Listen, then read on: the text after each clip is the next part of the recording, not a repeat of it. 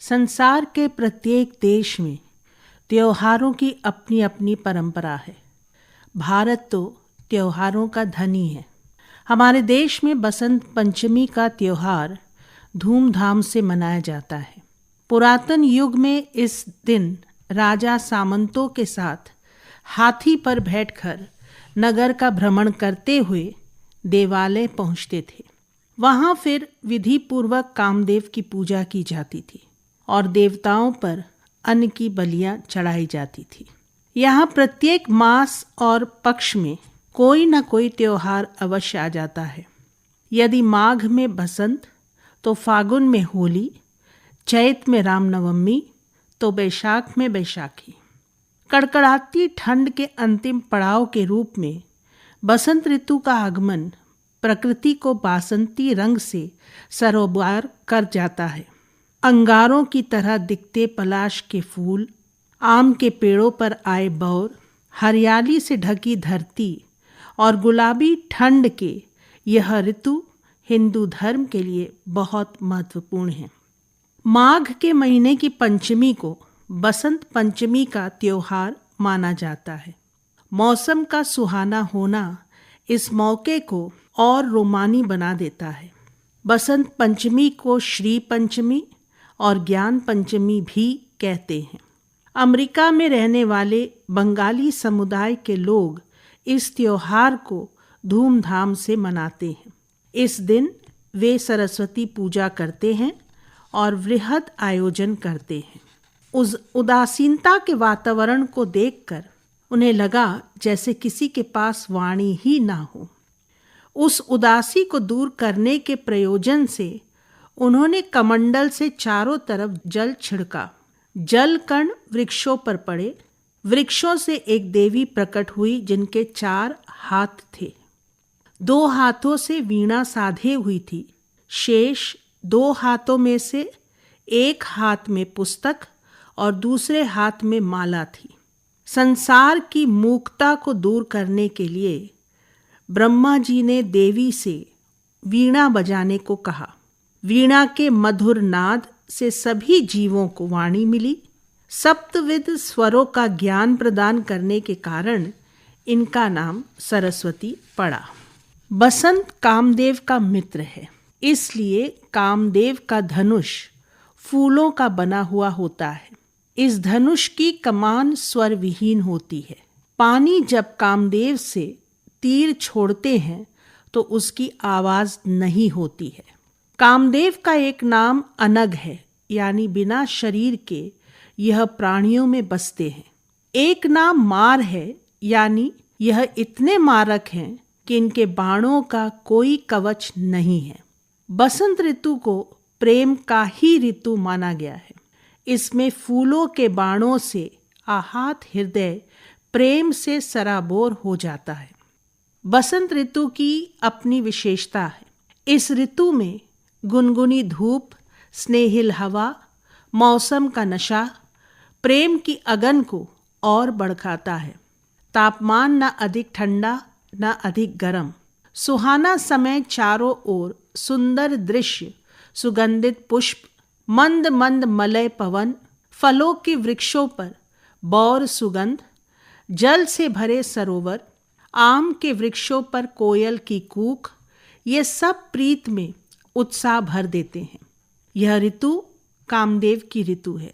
यौवन इसमें अंगड़ाई लेता है। दरअसल बसंत ऋतु एक भाव है जो प्रेम में समाहित हो जाता है। बसंत पंचमी परंपरागत त्योहार होने के कारण कई प्राचीन मान्यताएं हैं। वे हैं: पितृतर्पण किया जाता है, कामदेव की पूजा की जाती है, वैद्य की देवी सरस्वती की पूजा की जाती है, गायन और वादन सहित अन्य सांस्कृतिक कार्यक्रम प्रस्तुत किए जाते हैं जो सरस्वती माँ को अर्पित किए जाते हैं।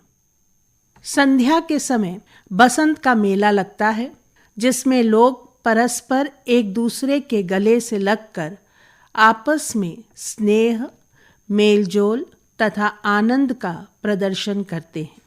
कहीं कहीं पर बसंती रंग का भोजन करते हैं तथा मिठाइयाँ बांटते हैं। बसंत पंचमी का दिन शादी विवाह और नए काम की शुरुआत के लिए सबसे अच्छा माना ही जाता है। इस दिन से प्रकृति के नए श्रृंगार होने से चारों तरफ हरियाली और खुशहाली का वातावरण भी होता है। बसंत पंचमी के दिन सरस्वती पूजन पीले वस्त्र पहनकर की जाती है। पीला रंग समृद्धि, ऊर्जा, शुद्धता और सात्विकता का प्रतीक भी माना जाता है। यह सादगी देता है तो निर्मलता भी दर्शाता है। बसंत ऋतु पर सरसों की फसलें खेतों में लहलहाती है तो वह भी पीले रंग में ही सजी होती है। गुलमोहर, चंपा, सूरजमुखी और गुलाब के फूलों के सौंदर्य से आकर्षित रंग बिरंगी तितलियों और मधुमक्खियों के मधुरस पान की होड़ सी लगी रहती है। इनकी सुंदरता देखकर मनुष्य खुशी से झूम उठता है। ऋतुराज बसंत का बड़ा महत्व है। इसकी छटा निहार कर जड़ चेतन सभी में नवजीवन का संचार होता है। इस ऋतु में प्रातःकाल भ्रमण करने से मन में प्रसन्नता और तन में स्फूर्ति आती है। स्वास्थ्य और स्फूर्तिदायक मन में अच्छे विचार आते हैं। यही कारण है कि इस ऋतु पर सभी कवियों ने अपनी लेखनी चलाई है। प्रकृति हमारी धरती पर अनेक रूपों में विद्यमान है। उसमें से एक रूप ऋतुओं का भी है। ऋतुएं तो कई होती हैं, परंतु वसंत ऋतु की शोभा निराली होती है। भारत की प्रसिद्धि का कारण उसकी प्राकृतिक शोभा है। यहाँ के लोग अपने आप को धन्य मानते हैं। यहाँ की प्राकृतिक सुंदरता और ऋतुओं का आवागमन हमारे देश को और भी विशेष बना देता है। ये ऋतुएं एक एक करके आती हैं और भारत माता का श्रृंगार करती हैं और चली जाती हैं। बसंत ऋतु हमारी प्रकृति का वो रूप है जिसे हर कवि अपनी कविताओं के माध्यम से निखारता चलता है। ईश्वर ने इस प्रकृति को कई रंगों से सजाया है, जिससे ये प्रकृति बहुत ही सुंदर प्रतीत होती है। आदिकाल से यदि हम साहित्य पर नजर डालें तो हम पाते हैं कि हर कवि इस ऋतु की विशेषता को अपने काव्य में स्पष्ट करते हैं। जायसी ने भी अपने काव्य पद्मावत में इसका विश्लेषण किया है। उनके साथ साथ पंत ने ऋतुराज नाम की कविता की भी रचना की है। मैं यहाँ पर निधि अग्रवाल की एक सुंदर कविता को प्रस्तुत करना चाहती हूँ। लो आ गया बसंत, पतझड़ को नवजीवन मिला। लो आ गया वसंत, पतझड़ को नवजीवन मिला। प्रकृति के मुरझाए अधरों पर मुस्कानों का फूल खिला।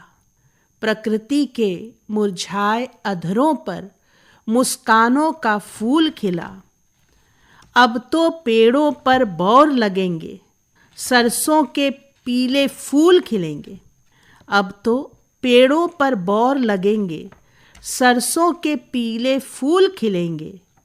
डालों पर बोलेंगी कोयल, पक्षियों का कलरव होगा। डालों पर बोलेंगी कोयल, पक्षियों का कलरव होगा।